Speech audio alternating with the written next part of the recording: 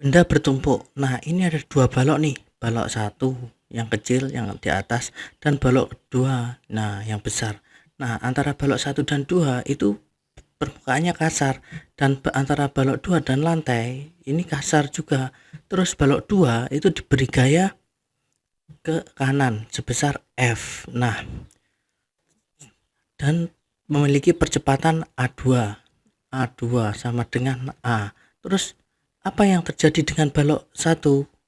Apakah dia ikut bergerak dengan benda 2 atau balok 2 atau gimana? Nah, untuk kondisi seperti ini ada batasan nilai untuk F-nya.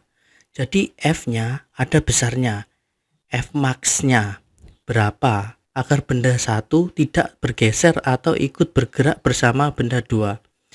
Jadi benda satu itu tidak bergeser ke kiri. Jadi dia ikut bergerak bersama benda 2. Dengan kata lain, benda satu memiliki percepatan yang sama dengan benda 2. A1 itu sama dengan A2 atau A. Nah, maka benda satu diam terhadap benda 2. Artinya tidak bergeser ke arah kiri. Batasannya gimana? Yuk kita analisa. Nah, tadi kan F max kan batasannya. F max. F max-nya gimana? Nah, jika A1 itu sama dengan A2, yaitu A1 sama dengan A. Nah, ini A1 sama dengan A2 sama dengan A. Kita uraikan diagram gaya bebasnya dulu. Nah, ini untuk benda 2 di sini.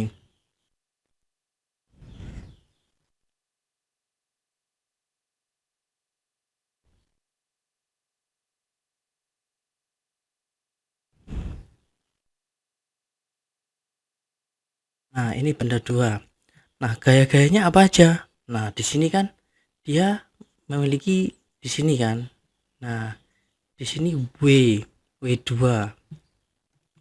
Ini titik pusat balok, dan di sini W2 atau M2 dikali dengan G. Terus antara kabel lantai dengan balok 2 dia memiliki gaya kontak kan, yaitu gaya normal, arahnya ke atas. Nah, gaya normal atau kita sebut N dengan lantai, N dengan lantai, NL. Nah, gaya normalnya. Terus antara balok 1 dan balok 2 di sini itu ada gaya kontak lagi. Nah, ada gaya normal, arahnya ke bawah, yang di ke sini. Nah, ke sini gaya normal, arahnya ke situ. Jadi aku beri ya di sini gaya normal lagi nih. Nah, ke sini arahnya ke bawah. Atau N1. Nah, N1. Dan di sini itu kan permukaannya kasar kan ke arah sini. Nah, F kalau kasar itu kan ada gaya gesek kan. F gesek. Nah, F gesek. Atau aku beri di sini dia F gesek benda 2 gitu. F gesek benda 2 ke sini.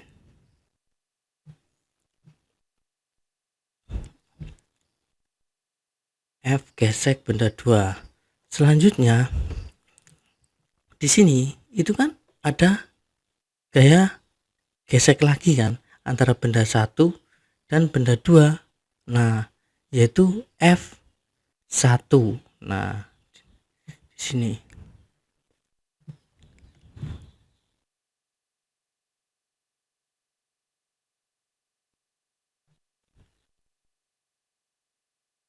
F1. Nah, di sini F-nya gayanya.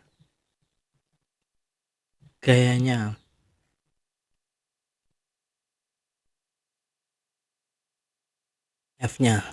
Terus analisa benda satunya gimana? Nah, kita analisa nih untuk benda satunya nih. Misalkan di sini. Ini kecil, benda satunya kan rada kecil kan. Nah, di sini benda satu kan ada gaya gaya berat. Nah, W. Nah, arahnya ke bawah kan, selalu menuju ke pusat bumi. W1 besarnya M1 kali G. Nah, terus di sini ini ada gaya kontak kan. Nah, antara benda 1 dan benda 2, yaitu gaya normal, arahnya ke atas. Gaya normal N2. Nah, N2.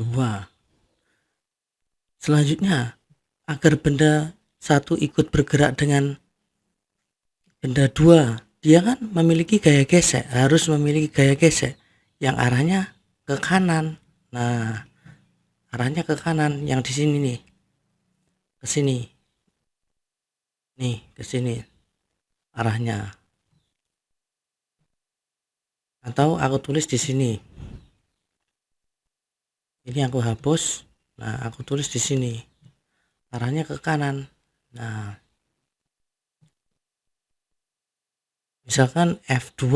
Nah, F2. Nah, selanjutnya kita analisa nih.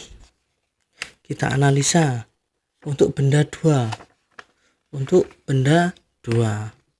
Benda 2 kan ada gerak kan. Jadi berlaku hukum 2 Newton. Benda 2 berlaku hukum 2 Newton. Ada gerak. Di sini benda 2 hukum 2 Newton. Nah, di sumbu X. Nah, sigma F itu kan sama dengan M dikali A. Nah, F ini kan arahnya ke kanan, F. Selanjutnya dikurangi F2 yang arahnya ini. F2 ke kiri, arahnya kebalikannya. Atau mungkin F1 dulu, F1 ini arahnya ke kiri, dikurangi F1, dikurangi lagi F2, sama dengan M2 dikali A. M2 dikali A. Sekarang untuk benda 1. Benda 1. Nah, benda 1 itu kan bergerak terhadap benda 2 kan. Maksudnya dia diam terhadap benda 2 tapi ikut bergerak. Jadi benda 1 itu berlaku hukum 2 Newton juga. Sigma F di sumbu X. Nah, hukum 2 Newton. Sigma F itu sama dengan M kali A. Nah, yang berlaku kan F2 kan, arahnya ke kanan. Nah, dia gayanya F2, jadi ke kanan. F2 itu sama dengan M1 dikali A. Nah, cara cari F1 gimana? Kalau gaya gesek itu kan pakai mu S atau mu K. Nah, jadi gini, untuk benda 1 kan diam terhadap benda 2. Jadi kita pakai mu S atau koefisien gesek statis. Nah, jadi F gaya gesek itu kan gini. F gaya gesek itu kan sama dengan mu kali gaya normal kan. Nah, untuk F1 itu kan sama dengan mu. Misalkan ini benda di permukaan di B. Nah, di sini B.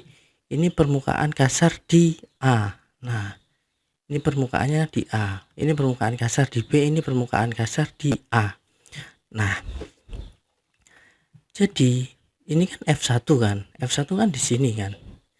F1-nya. Jadi F1 itu kan benda diam kan. Benda diam. Jadi kita pakai mu koefisien gesek statis. Mu S dikali gaya normal. Nah, gaya normal N1. Nah, gaya normal N1. Nah, N1-nya itu kan sigma, kan benar nggak bergerak ke atas atau ke bawah untuk N1. Jadi kita gunakan pada sumbu Y di benda 1. sigma F Y itu kan sama dengan 0 kan. Maka N2 N1 itu kan sama dengan W1 kan. W1 kan atau N2 ini. Nah, kayak N2 maaf ini N2 W1 kan. Atau gini deh, gini aja. Sigma Fy untuk benda 2 itu N2 dikurangi W1 sama dengan 0. Maka N2 itu sama dengan ini N2, ini N2, ini N2 sigma Fy itu kan N2 kurangi W1 sama dengan 0, maka W1 itu sama dengan N2, maka M1 dikali G. Jadi di sini mu S itu M1 dikali G. Nah, sekarang untuk F2-nya gimana? Di sini F2 dia kan benda bergerak kan, F2-nya. Jadi kalau dia bergerak, kita gunakan hukum 2 Newton kan. Terus koefisien geseknya apa? Koefisien gesek kinetis. Jadi mu K di B. Nah, di permukaan B. Nah, ini di permukaan A. Yang ini yang atas di permukaan A. Nah, mu B dikali gaya normal. Nah, gaya normalnya apa? Yang NL. Nah, NL. Nah, gaya normal pada lantai. Nah, cara mencarinya gimana?